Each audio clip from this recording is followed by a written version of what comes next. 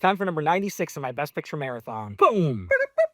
Best Picture Marathon theme song. Geez, who would want to watch a 3-hour biopic about a physicist? A lot of people, it turns out. In 2023, Christopher Nolan's film Oppenheimer was released by Universal Pictures and grossed nearly $1 billion. The third highest grossing R-rated movie of all time, and the highest grossing biopic of all time until Michael came along. But since this is a Nolan movie, let's flash back a little bit. Christopher Nolan burst onto the scene back in 2000 with his second feature film, Memento. It was the first of his films that I saw, and I was like, what? This movie's crazy. His next movie, Insomnia, was a remake of a Scandinavian film, and it was his first team up with Warner Brothers, the studio he would partner with for every other movie he made after that until Oppenheimer. During the COVID-19 pandemic, Warner Brothers made the bold decision to release their entire 2021 slate simultaneously in theaters and streaming on HBO Max. This was done by and large without any discussion with the filmmakers. Successful directors like Christopher Nolan and Denis Villeneuve were incredibly outspoken against that decision. Nolan ended his decades-long partnership with Warner Brothers and moved over to Universal Pictures for his next project,